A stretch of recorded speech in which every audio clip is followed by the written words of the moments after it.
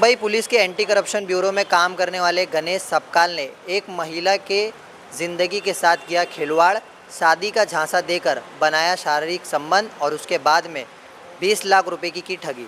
Lodges वगैरह लेके जाता था, उसका भी मैंने प्रूफ आरसीएफ पुलिस स्टेशन में दिया हुआ है, सब कुछ दिया है। पर जो क्या है, प्रोसेस बहुत स्लो चल रही है, क्यों मुझे पता नहीं। कंप्लेंट देने के बाद भी, इतना बड़ा मैटर होने के बाद भी बहुत, क्योंकि ये सब पुलिस एम्प्लॉय है इसलिए स्लो कर रहे हैं। एंटी करप्शन में भी मैंने ऑन द स्पॉट इसकी कंप्लेंट दी और इसके आंख पे डीवी का केस है। इसकी वाइफ ने इसके ऊपर डोमेस्टिक वायलेंस का केस किया हुआ है इन 2023। ये अपने वाइफ के ऊपर भी बहुत टॉर्चरिंग करता था, बहुत मारता पीटता था। ये अपनी माँ को भी मारता है, एवरीथिंग बहुत कुछ, मतलब पूरा। और इसके पूरे घर वाले इसको सपोर्ट करते हैं। कोई मतलब अनसपोर्ट, ये मर्डर भी करके आएगा तो इसकी फैमिली सपोर्ट करेगी, ऐसा। मुंबई टीवी, हर खबर सच के साथ। मैं हूं अफजल शेख और आप देख रहे हैं Mumbai TV. RCF police station में एक पुलिस के खिलाफ ही शिकायत जो है गई है। ये कोई पुलिस ऐसा वैसा नहीं है, वो एंटी करप्शन ब्यूरो में जो है तैनात है। गणेश अशोक सपकाल की मैं बात कर रहा हूँ। ये पुलिस कैसे अपने वर्दी की गरिमा को नांग करके एक महिला को शादी का वादा करने के झांसे में डाल करके उसे पहले जो है शारीरिक संबंध बनाता है और उसके बाद में पैसे की जो है काफ़ी ज़्यादा उगाही करता है। लगभग 5 लाख रुपए लेता है, फिर उसके बाद लोन निकालता है और लोन के भी पैसे लेकर के अभी जो है वो फ़िलहाल महिला को धोखा दे चुका है। हमारे साथ वो महिला है जो बताएंगी कि किस तरीके से गणेश अशोक सपकाल वर्दी का भरोसा जीतने के बाद उस महिला को उसने पूरी तरीके से शारीरिक और मानसिक रूप से परेशान किया है। सबसे पहले बताइए, गणेश आपको कैसे मिला और ये है कौन? गणेश अशोक सपकाल जो विक्रोली में रहता है, इसने मुझे यहाँ से फेसबुक पे पहले कांटेक्ट किया था 2020 में।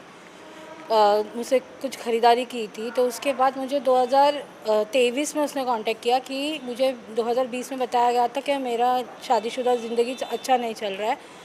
तब मैंने उसको कुछ रिस्पांस दिया कि 2023 में उसने मुझे फिर से कांटेक्ट किया।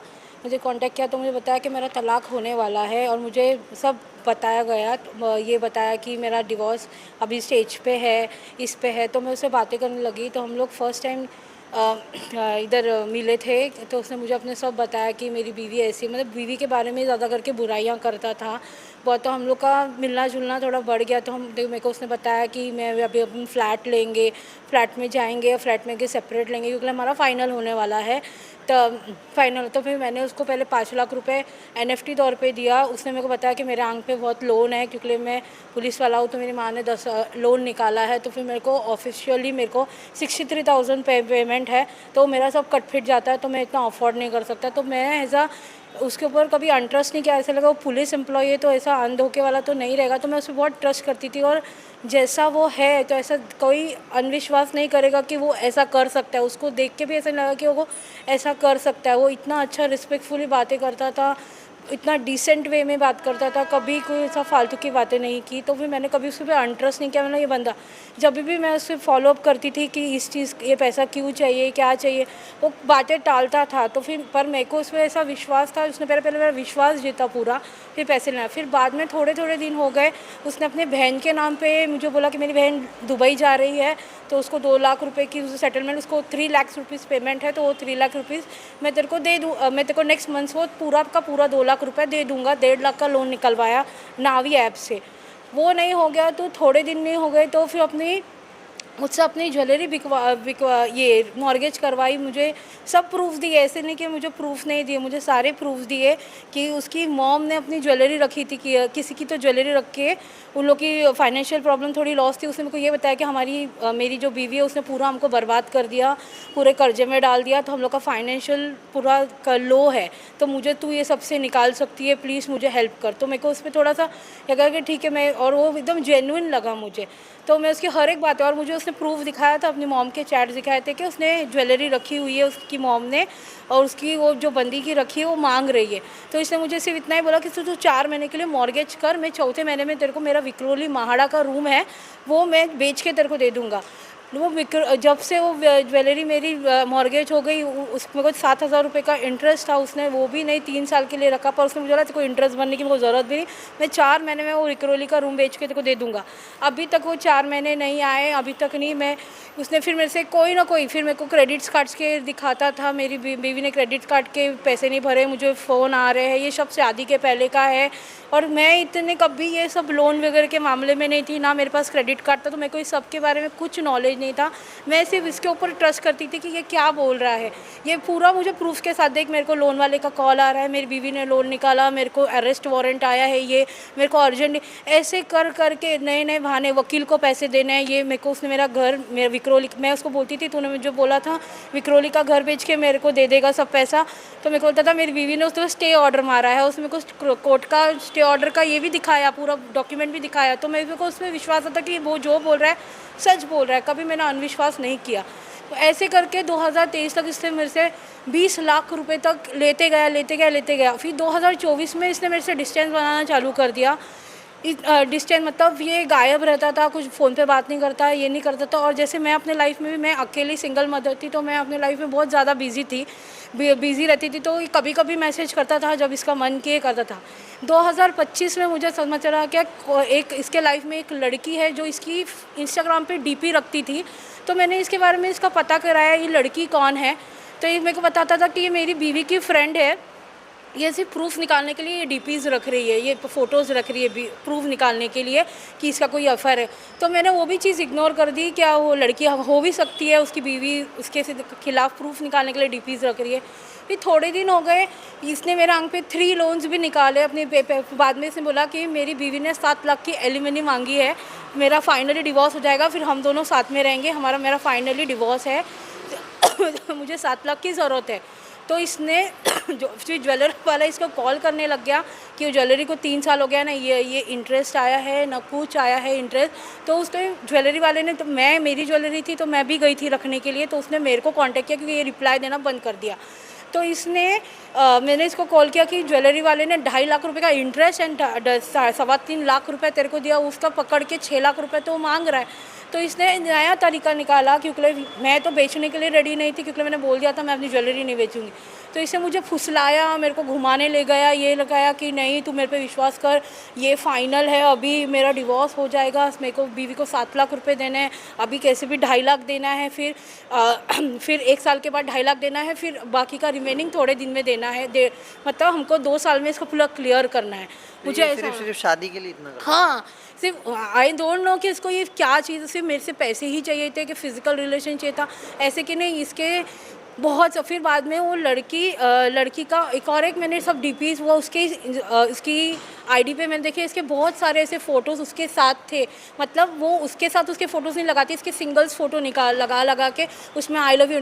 तो फिर मैंने इसको फिर से क्वेश्चन किया ये लड़की कौन है, तो यही बोलता था कि ये मेरी बीवी की फ्रेंड है, और मेरे पास सब रिकॉर्डिंग्स भी है कि मेरी बीवी की फ्रेंड है, ये जानबूझ के सब प्रूफ निकालने के लिए कर रही है। एक दिन क्या हो गया, ये EMI थे, तो EMI इसने मुझसे लिए थे मेरे से 1.5 लाख रुपए का, जब मेरी ज्वेलरी बिकी, क्योंकि मेरी ज्वेलरी में सिर्फ 1.5 लाख रुपए मिले, सब इंटरेस्ट वगैरह कट करके। तो इसने मेरे से 2 लोन और निकलवाए कि मेरे को उसको मेरी बीवी को 2.5 लाख देना है, तब दिवाली का टाइम था, तो फिर मेरे को तू 1.5 लाख का और निकल 50,000 सिर्फ दिवाली में मेरे पास पैसे नहीं है, तो उसके लिए खर्चा करा।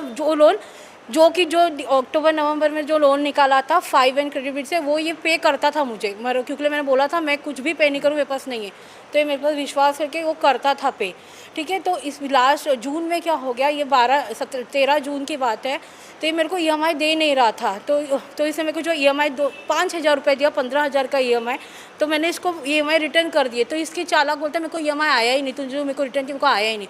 मैंने बोला तो अपना स्क्रीन रिकॉर्डिंग भेज, अपना स्टेटमेंट भेज। तो इसके स्क्रीन रिकॉर्डिंग में वही लड़की का नंबर था जो इसने DP रखी है, जो मैं इसको क्वेश्चन, जो लड़की इसका DP लगा थी।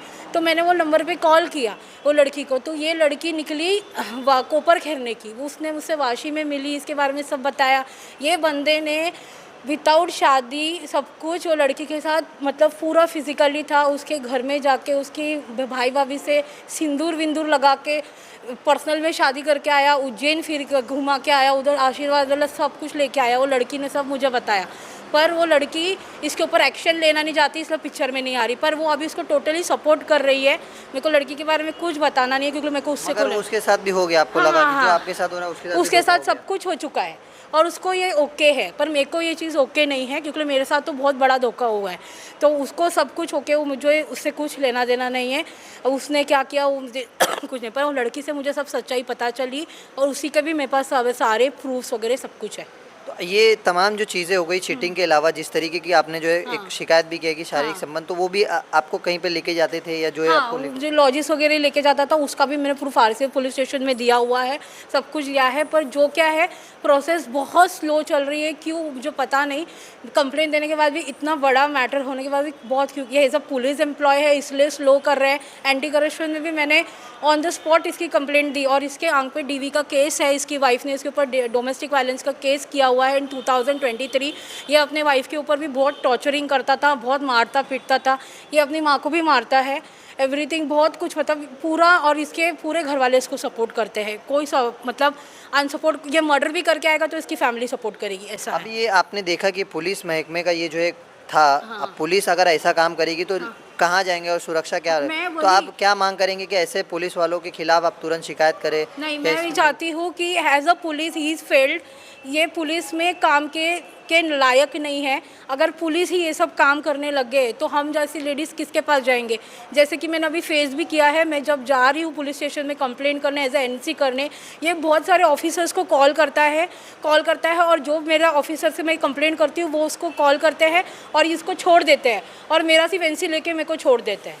अभी ये आरसीएफ पुलिस स्टेशन में जो आपने कंप्लेंट डाला है, ये इसका फॉलोअप क्या हुआ है या पुलिस आज मैं आरसीएफ पुलिस स्टेशन में गई थी तो मैंने उनको जो डेट्स दिए इनके साथ, सिर्फ वो यही बोलते हैं अभी थोड़े दिन हम बिजी थे, ये थे वो थे, यही बोल के 2 महीना टाल दिया। और कुछ उसके, और वो स्टेटमेंट के लिए सिर्फ 2 बार आया और मैंने इतने बार फॉलोअप्स किए। मतलब वो अगर बोलेगा मैं 15 दिन के लिए बाहर हूँ तो उसको कोई फॉलोअप नहीं जाता है, वो 20 दिन के बाद आता है बिंदास। मतलब उसके पीछे कोई फॉलोअप नहीं, अर्जेंसी नहीं है इतना बड़ा मैटर होने के बावजूद।